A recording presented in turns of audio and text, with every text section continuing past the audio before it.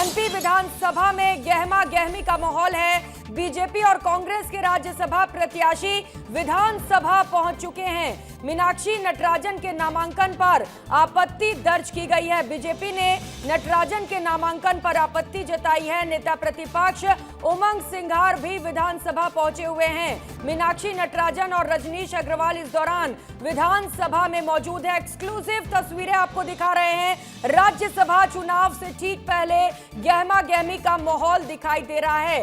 कांग्रेस की प्रत्याशी है मीनाक्षी नटराजन, जिन्हें लेकर भारतीय जनता पार्टी ने विरोध जताया है। नामांकन को निरस्त किए जाने की मांग की जा रही है।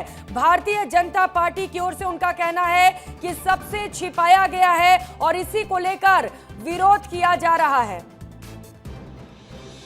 तो भाजपा प्रत्याशी रजनीश अग्रवाल की ओर से ये पूरा विरोध दर्ज किया गया। इस वक्त रजनीश अग्रवाल भी विधानसभा पहुंचे हुए हैं। विवेक पांडे इस वक्त सीधे विधानसभा से हमारे साथ जुड़ चुके हैं। विवेक, क्या हो रहा है वहां पर, क्या मुद्दा उठाया जा रहा है?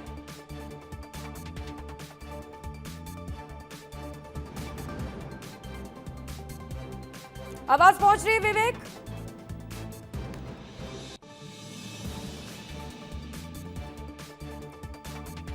तो कोशिश करेंगे विवेक से जुड़ने की, क्योंकि विधानसभा में इस वक्त मौजूद है विवेक, हमारे सहयोगी जो ज्यादा अपडेट देंगे। विवेक, ओवर टू यू। ही वहाँ पे मौजूद है और आप देखेंगे कि तमाम सारे यहाँ पे मंत्री हैं, विधायक हैं, जो इस वक्त आपको नज़र नहीं आ रहे हैं। और सबसे एक महत्वपूर्ण बात है कि जो इस वक्त जब नामांकन दाखिल करने की बात आ नेटवर्क में इशू है, कनेक्शन में प्रॉब्लम आ रही है। हम कोशिश कर रहे हैं कि विवेक से जुड़ सके ताकि ज्यादा अपडेट वहां से ले सके कि क्या इस वक्त वहां पर हालात बने हुए हैं। लेकिन तस्वीरें देखकर आप समझ सकते हैं कि गहमा गहमी का माहौल इस वक्त वहां पर है। बीजेपी के जो प्रत्याशी हैं उन्होंने आरोप लगाया है मीनाक्षी नटराजन पर और उनके नामांकन को रद्द किए जाने की मांग की जा रही है। रजनीश अग्रवाल इस वक्त विधानसभा पहुंचे हुए हैं और उन्होंने गंभीर आरोप लगाए हैं। उनका कहना है कि मीनाक्षी नटराजन का जो नामांकन है वो रद्द किया जाना चाहिए। भगवान दास ने इसे लेकर, मामले को लेकर क्या कुछ कहा है, सुन लीजिए। जो मीनाक्षी नटराजन जी के नामांकन को लेकर जो दिक्कतें हैं, जो उन्होंने तथ्य छुपाए हैं, जानकारियां छुपाई हैं, उसको लेकर के हमारी आपत्तियां हैं। वो आपत्तियां उनके पास है। 5:30 बजे का समय दिया उसका निराकरण करने। निश्चित रूप से जो भारत निर्वाचन आयोग की गाइडलाइन है उसके मुताबिक तो उनका फॉर्म स्वीकार होने योग्य नहीं है। तो राज्यसभा प्रत्याशी पहुंच चुके हैं विधानसभा और विधानसभा में इस वक्त सहयोगी भी हमारे साथ मौजूद है। विवेक, क्या मुद्दा है वहां पर, क्या कह रहे हैं बीजेपी के लोग?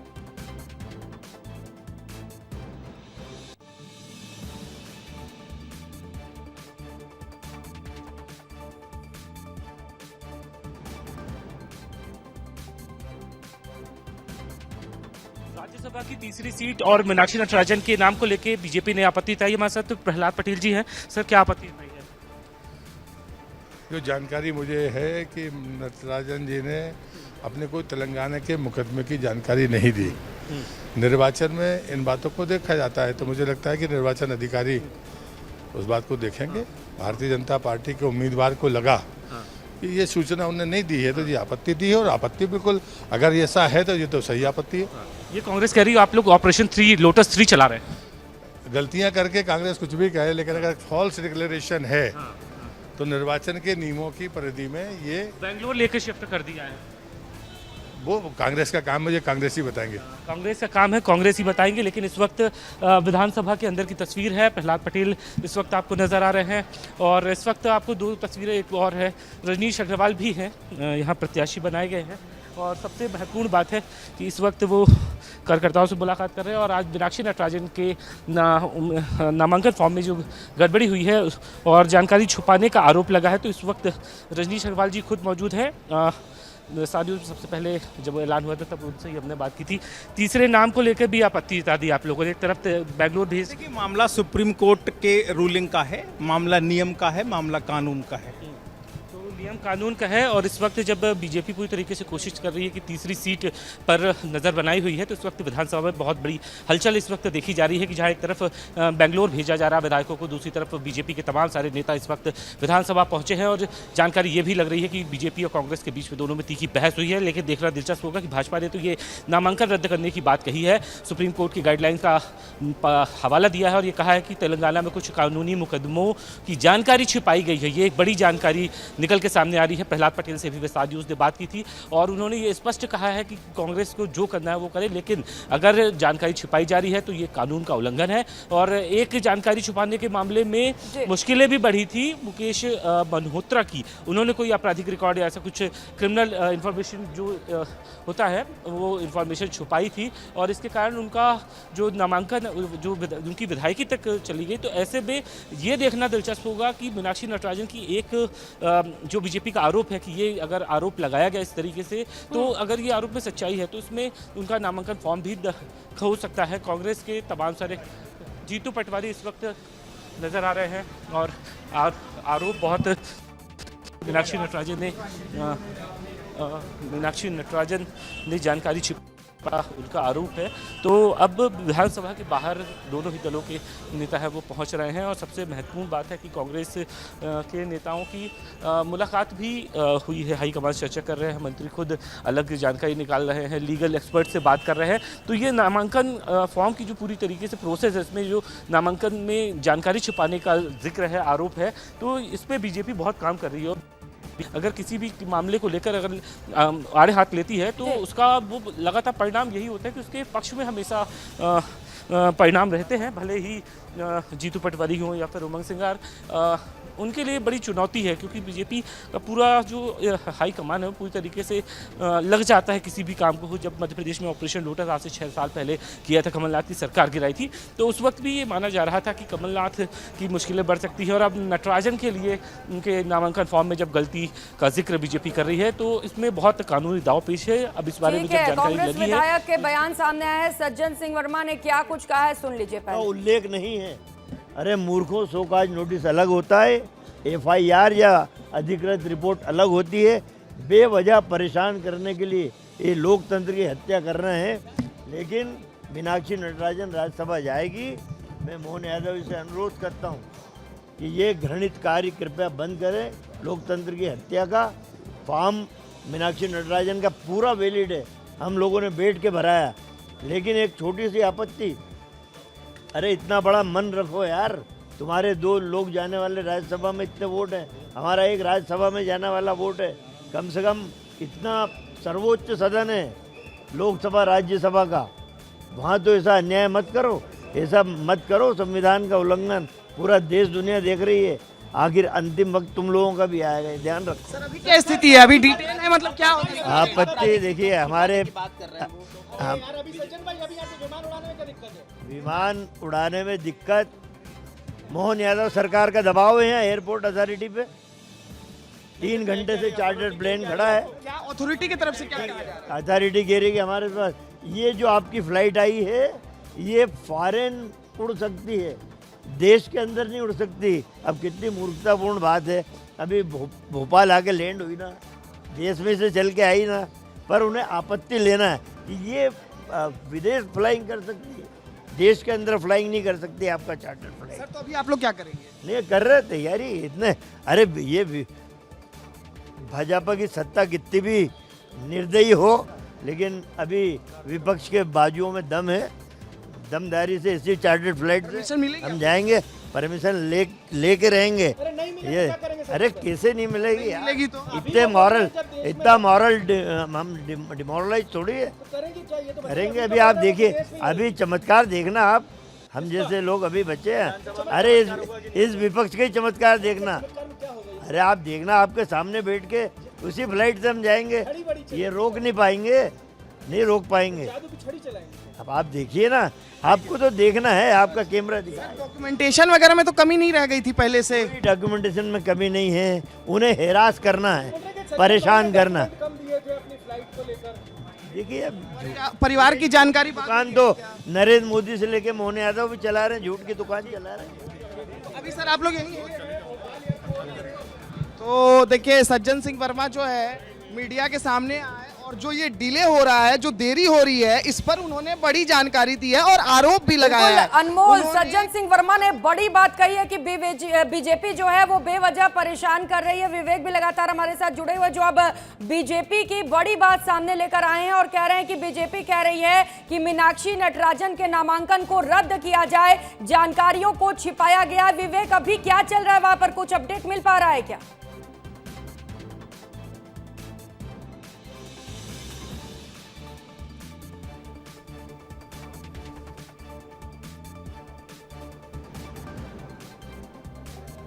विवेक, क्या अपडेट है वहां से?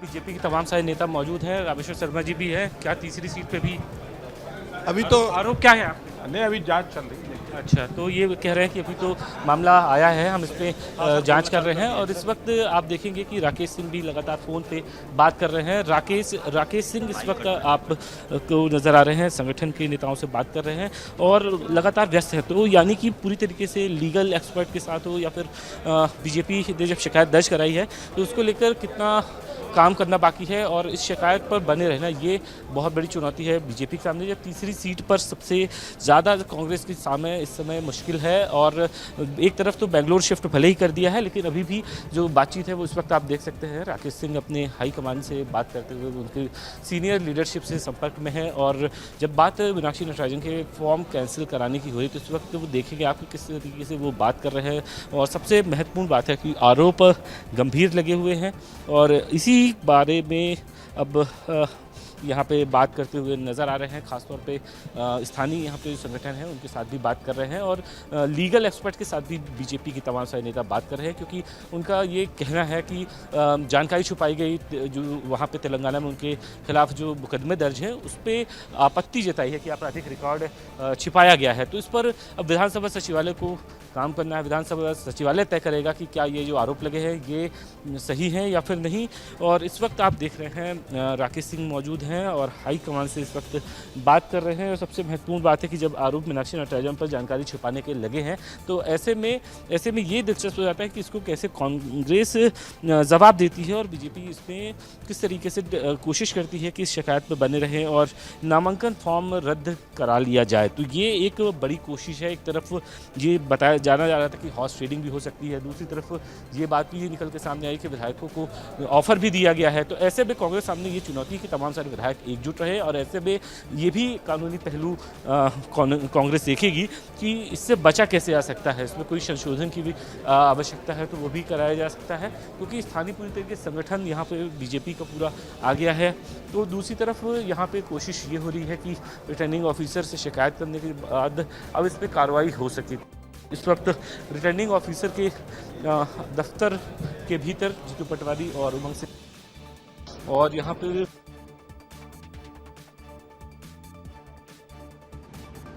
तो तस्वीरें आपको दिखा रहे हैं।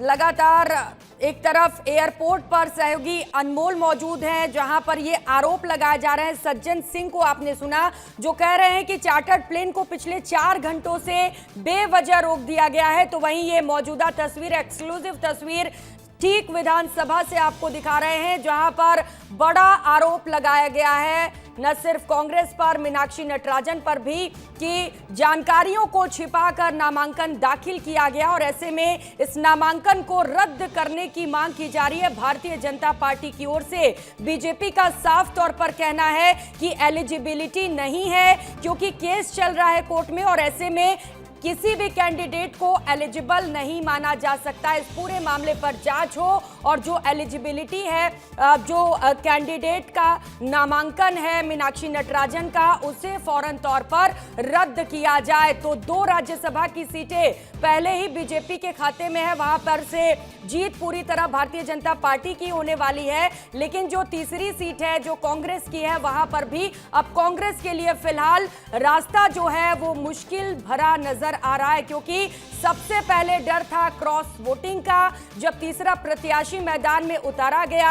और इसके बाद जो बड़ी सूचना है, बड़ी खबर है, वो ये है कि जिस प्रत्याशी को कांग्रेस ने मैदान में उतारा है, अब उसके नामांकन पर ही सवाल खड़े किए जा रहे हैं, एलिजिबिलिटी पर सवाल खड़े किए जा रहे हैं और इस नामांकन को रद्द किए जाने की मांग की जा रही है भारतीय जनता पार्टी की ओर से।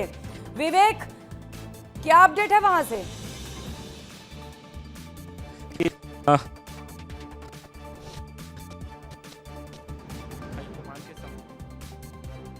सबसे महत्वपूर्ण बात है कि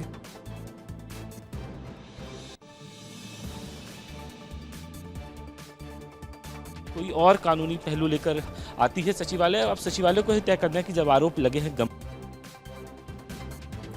तो सचिवालय को तय करना है एलिजिबिलिटी रखनी है या रद्द करनी है, क्योंकि बीजेपी अपने तर्क लेकर पहुंची है विधानसभा और उनका कहना है कि फौरन तौर पे जो नामांकन दाखिल किया गया है उसे रद्द कर दिया जाए। मीनाक्षी नटराजन एलिजिबल नहीं हैं। अब जो प्रत्याशी उतारे गए हैं तीसरे मैदान में भारतीय जनता पार्टी की ओर से, केवट उनका क्या होता है? क्या क्रॉस वोटिंग के चलते जीत पाते हैं या फिर यहाँ पर मीनाक्षी नटराजन का जो एलिजिबिलिटी है उसे रद्द किया जाता है? ये तमाम बड़ी बातें हैं, बड़े सवाल हैं। और राकेश सिंह क्या कह रहे हैं सुना। लेकिन जब कोई उस जानकारी को छुपाए तो स्वाभाविक है कि वो एक बड़ा कारण होता है कि इन्होंने जानबूझकर ऐसा किया है। और आज कांग्रेस की प्रत्याशी मीनाक्षी जी के नामांकन में भी बहुत सारी कमियां हैं, गलतियां हैं, सीधा सीधा हम कहें तो। सबसे बड़ी गलती है कि तेलंगाना की कोर्ट में उनके खिलाफ एक मामला दर्ज हुआ, उस मामले में बाकायदा उनको समन जारी हुआ, समन रिसीव हुआ, उसमें इन्होंने काउंटर भी किया कोर्ट में। इसका मतलब ये हो गया कि आपको उस पूरे प्रकरण की जानकारी रही है, लेकिन उसको उन्होंने अपने शपथ पत्र में या अपने जो नामांकन पत्र है जहाँ इसका उल्लेख करना है वहाँ इसका उन्होंने कोई उल्लेख नहीं किया। अपनी संपत्ति के ब्यौरे में भी इन्होंने आधी अधूरी जानकारियाँ दी, जो सीधे तौर पर ये स्पष्ट करता है कि इनका फॉर्म स्वीकृत होने के योग्य नहीं है। और उसी विषय को लेकर आज हम लोगों ने अपनी आपत्ति दर्ज की है। शाम को 5:30 बजे का समय है कि वो अपना जवाब रखेंगे, लेकिन सीधे तौर पर ये हम कह सकते हैं कि उन्होंने जानकारी छिपाकर नियमों का उल्लंघन किया। क्या लगता है कि तीसरी सीट पे भी आप लोग का बरकरार रहेगा? देखिए, अभी इस पर कुछ भी मुझे लगता है कि मुझे नहीं कहना चाहिए।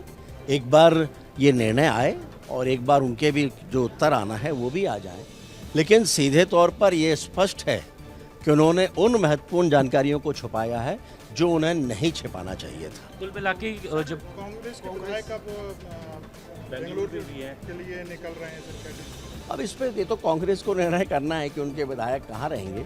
भारतीय जनता कर रहे हैं, जनपक्ष में है, ये कांग्रेस के विधायक कहाँ रहेंगे? वो कह रहे हैं कि आप लोग उनको डरा रहे हैं, पैसों का लोग दे सकते हैं। कांग्रेस विभिन्न विषयों को यहाँ पर उठाती है, विपक्ष की भूमिका निभाती है, तब तो वो नहीं डरते हैं। फिर आज जो मतदान कांग्रेस होने वाला है उसमें काहे का डर है?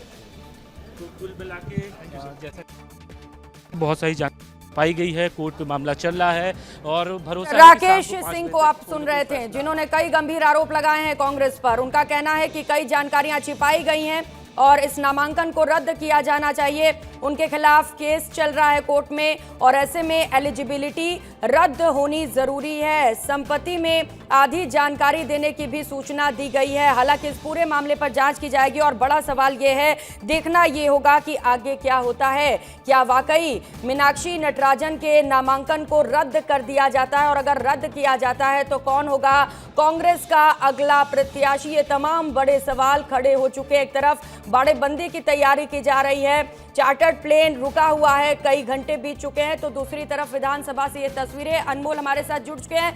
अनमोल, आरोप लगाए जा रहे हैं कि चार्टर्ड विमान को उड़ने नहीं दिया जा रहा है, जानबूझकर बीजेपी परेशान कर रही है।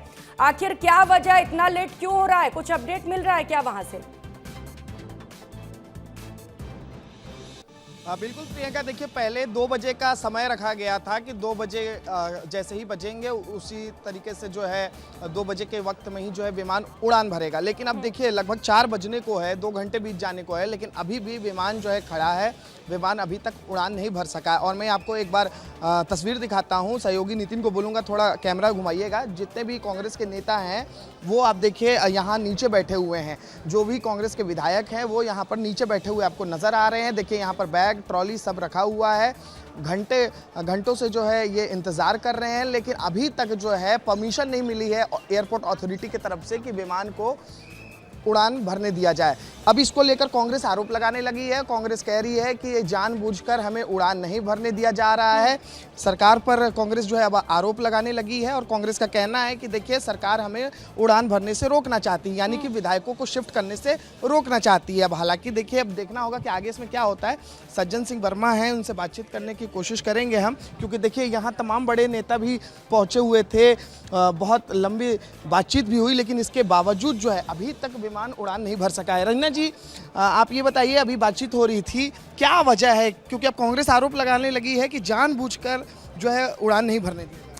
देखिए अभी कांग्रेस के तमाम जो विधायक हैं वो यही कह रहे हैं कि हमने काफ़ी देर पहले से सारी डिटेल्स दे दी है, कुछ चीज़ें ऐसी हैं जिसको लेकर जानबूझकर जो क्लियरेंस है वो नहीं दिया जा रहा है, और इसी वजह से आप देखिए कि जो स्पेशल विमान है इनका अभी यहाँ खड़ा हुआ है और अभी तक उड़ान नहीं भर पा रहा है। जो सचेतक हैं उनकी तरफ से, सोहन बाल्मी की तरफ से कहा गया था कि हमने पहले 180 सीटर वाले प्लेन की जो परमिशन है वो मांगी थी, लेकिन वो नहीं मिली। 75 सीटर वाला विमान हमको मिला, इसीलिए हम 2 शिफ्ट में विधायकों को रवाना कर रहे थे। लेकिन अभी ये कहा जा रहा है कि एयरपोर्ट अथॉरिटी की तरफ से जो क्लियरेंस है वो नहीं आया है, मेल हमने कर दिया है, उसका जवाब नहीं आया है। फंस सकता है, हो सकता है, ये भी संभव है क्या कांग्रेस विधायक को जाने की अनुमति न मिले? देखिए अभी एक मुश्किल ये बढ़ गई है उनके फॉर्म को लेकर, जिसमें कुछ दिक्कतें सामने आपत्ति भी लगा दी गई, आपत्ति लगा दी गई है बीजेपी की तरफ से। और अभी ये कहा जा रहा है कि शायद एफआईआर को लेकर ये आपत्ति दर्ज लगाई है कि कुछ एफआईआर उनके ऊपर दर्ज थी, लेकिन जो फॉर्म है उसमें उसका जिक्र नहीं किया गया। इसलिए अभी यहाँ से जो अभिजीत कांग्रेस विधायक विधानसभा लिए चलते हैं, विधानसभा से ये तस्वीर आपको दिखा रहे हैं। मीनाक्षी नटराजन को आपने सुना, अभी बात पूरी तरह से बेबुनियाद है और अभी हम लोग इस साइकोलॉजिकल वॉर ये जो करना चाहते हैं उसका जवाब मिलेगा। तेलंगाना का कोई मामला आपने छुपाया है? कोई मामला नहीं। उन्होंने ये कहा है कि इसका जवाब दिया जाएगा, लेकिन इस वक्त आप विधानसभा सचिवालय के बाहर की तस्वीर देखेंगे। मीनाक्षी नटराजन अंदर दाखिल हुई हैं और जीतू पटवारी और उमंग सिंगार भी अंदर मौजूद है। जवाब देने का समय दिया जाएगा। उन्होंने कहा कि इसका अभी हमारी तरफ, उनकी तरफ से आपत्ति आई है, इसका हम जवाब देंगे। देखना दिलचस्प होगा कि इस तीसरी सीट की लड़ाई में मीनाक्षी नटराजन क्या जीत पाती हैं या फिर ये पूरी तरीके से एक सेल्फ गोल मैटर हो जाएगा राज्यसभा की तीसरी सीट।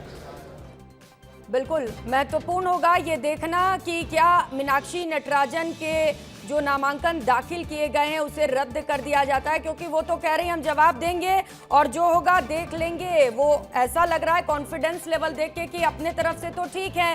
हालांकि भारतीय जनता पार्टी ने तो कई गंभीर आरोप लगाए हैं। बीजेपी ने तो ये कहा है कि कई जानकारियां जुटाई गई हैं और ऐसे में इस नामांकन को रद्द कर दिया जाना चाहिए। अपडेट लगातार आप तक पहुंचाते रहेंगे, एक तरफ एयरपोर्ट से भी कि वहां पर क्या चल रहा है, क्यों रोका गया है चार्टर्ड विमान को, और दूसरी तरफ विधानसभा से भी।